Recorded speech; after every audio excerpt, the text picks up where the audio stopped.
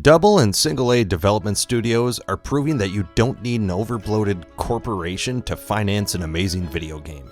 Smaller development studios have a freedom and creativity when it comes to making games that the AAA studios are either too afraid of or they just can't match.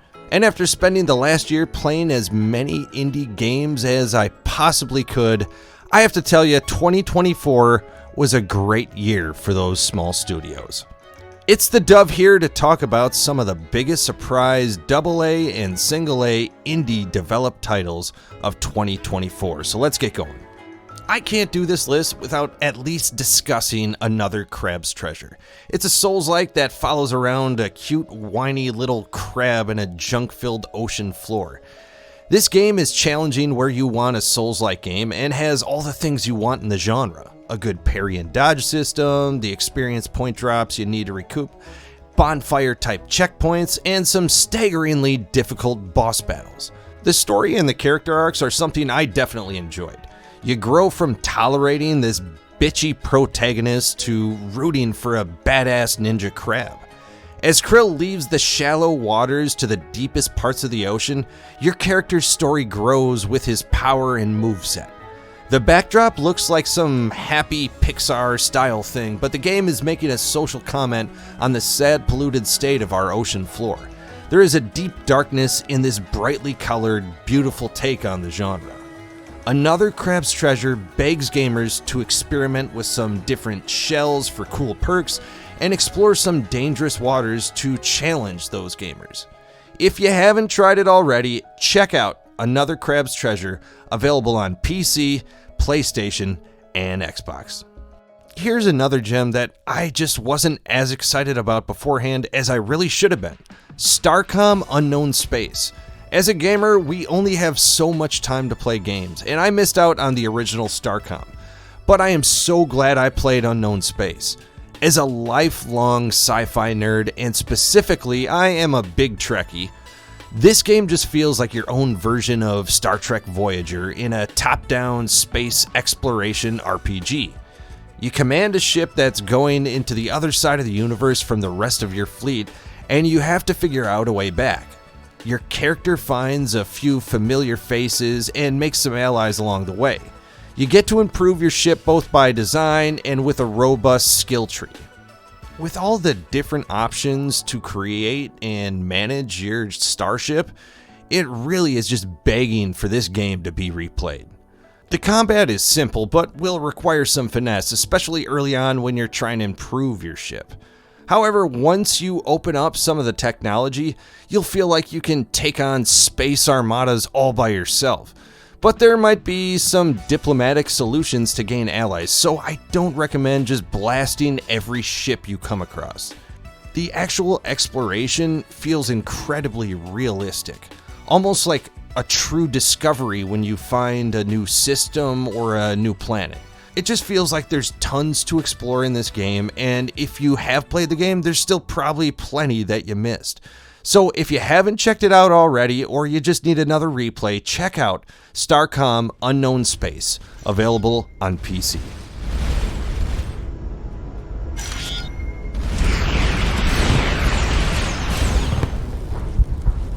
The Dark Horde was an instant hit with me. A solo developed game that adds a timer to a deck building roguelike combat system that has a cool retro looking twist. I enjoyed this so much because it called back to the old school Final Fantasy turn-based combat system, at least to me. It all comes down to strategy and how you plan and manage your deck. I enjoyed this pixelated masterpiece to no end. The play loop is incredibly addicting and it's perfectly simple. There's not 1,000 different objectives that you're trying to accomplish. Simply just beat the enemy before they beat you. It's a chess match. Of course, there's a lot of nuance and a lot of depth to the game as well. The economy between rounds is extremely well balanced and only adds more strategy and lore. You also get to control the baddies in this one, and you know that's always a plus when it's done right, and in the Dark Horde, it's done right. There's a whole bunch of different literary and folklore references to enjoy, and the creator and developer for the game, Matt Storm, continually adds updates and balances this game. a true dedication you don't see from even the AAA developers. Currently in early access and only going higher on my list as this game approaches full launch, this game is also probably one of the most economical on this list. So check out the Dark Horde out on Steam as soon as you can. One of the first indie titles I fell in love with when I started this channel was Legend Bowl, a retro-style professional football game with no NFL license that handled like Madden but didn't come with that hefty price tag. Soon after falling in love with Legend Bowl, I discovered that College Bowl was looking to release in 2024 by the same developers, Super Pixel Games. Simply, College Bowl is a great football game and probably the best football game released in 2024. The game progressed from Legend Bowl in all the right spots, and you have to love the larger gap in ratings between college players. It can make for some challenging seasons, but ultimately that disparity makes earning that elusive College Bowl just that much better. The option play in a college football game is a must, and College Bowl doesn't disappoint there. The game completely overhauled the playbook system used from its predecessor as well. College Bowl gives gamers even more customization in their players, teams, and leagues than any competition. The custom playbooks help you establish your offense and defense, and it allows you to utilize your rosters to their fullest potential. The feel and the gameplay calls back to the Madden series, but makes things a lot more smooth and intuitive for gamers. That's all you could ask for in a retro-style looking game, but College Bowl adds a modern-day feel to the Dynasty, which is just the icing on the cake. One of the best sports titles of the year, College Bowl, currently available on PC and hoping to get to console very soon. Magicraft was another game that just caught me off guard with how much I enjoyed it. A game that on the surface looks completely different from everything else in the catalog that the developers have made up to this point, but looking at it just had this Noida-like charisma that drew me in. Magicraft isn't physics-based attack like Noida, but its systems and the way it combines spells is amazingly fun. You can chain together some pretty incredible spells, and after a while, you just feel like an unstoppable screen-clearing badass. The effects, the artwork, the music, all just work together in this unbelievably fun, top-down roguelike where you play as a nerdy video game enthusiast who was zapped away in a Last Starfighter style story. You have a nice base camp setup that isn't too overwhelming, but at the same time, still has everything you'd want from a Hades style roguelike where, you can upgrade your character's opening stats and weapons layout between runs. I just can't get over how awesome and how well the spells work together, and how they can combine to make some truly remarkable effects on the screen. Magicraft just understands the genre, and it's one of those underrated gems you gotta try as soon as you can. Check out Magicraft, available right now on Steam.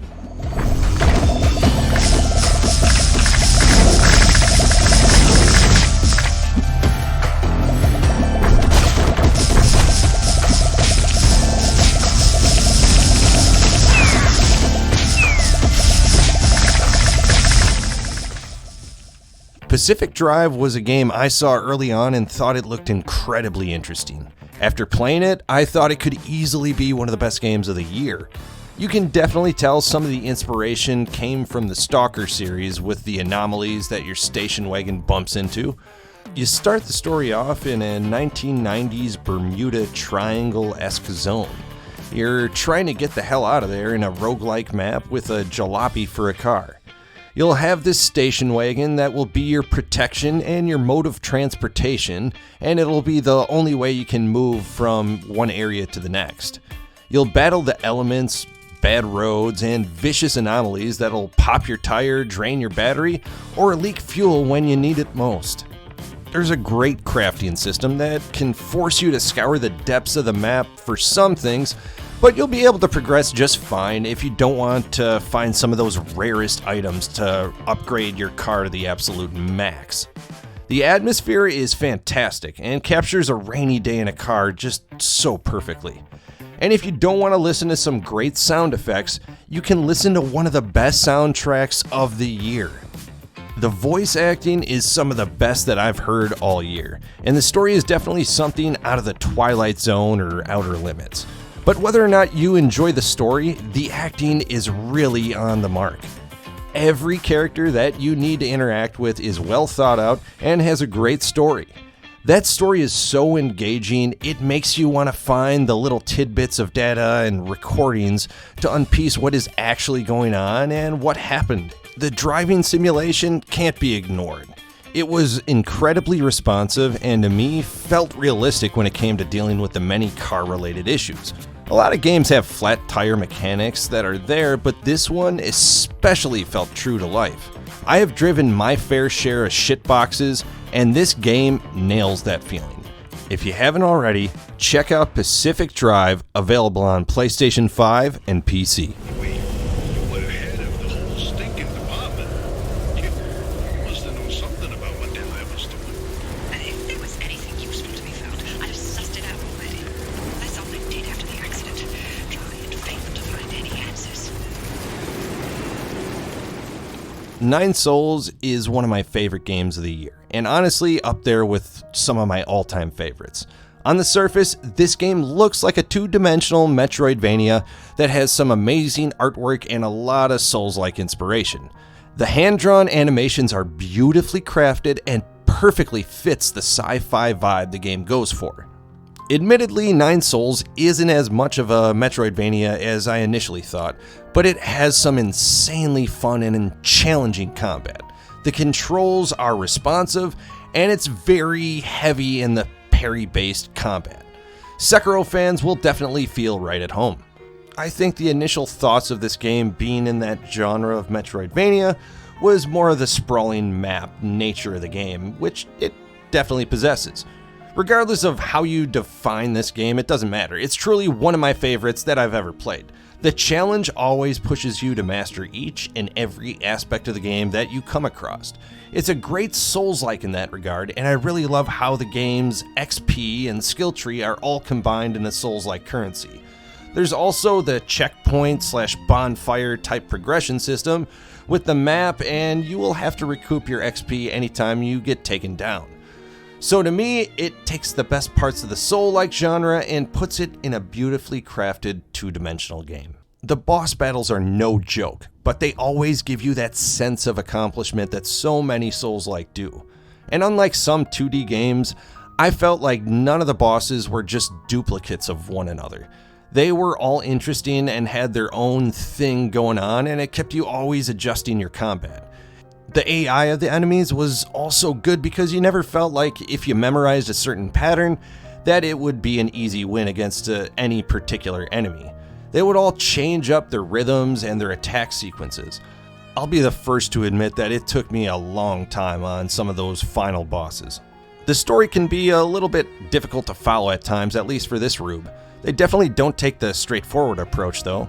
You kind of jump in and out of what you know as the game player and what the protagonist knows, so it can be a bit confusing at times. But once you kind of settle in, there's an incredible story going on underneath, and it sets up a difficult moral choice that you'll have to make at the end of the story that has multiple endings. Overall, Nine Souls was one of the best games I've played. It understands what it is, and it nails down the mechanics. It's beautifully layered with hand-drawn characters and backgrounds, and the story, although slow to unfold, is one of the better ones I've seen in video games this year. Very deep and more layers than I probably understand, to be honest. So don't sleep on Nine Souls. It's available currently on PC, PlayStation 5, Xbox Series, and coming to the Switch. Thanks for watching. Feel free to leave a comment or hit the like button if you enjoyed this video. And if you haven't subscribed yet, consider clicking the subscribe button now. We have more videos like this and have a weekly gamer news podcast called The Gamer Buff with all the latest gaming news. Thanks again for watching. Until next time, this is the Dove.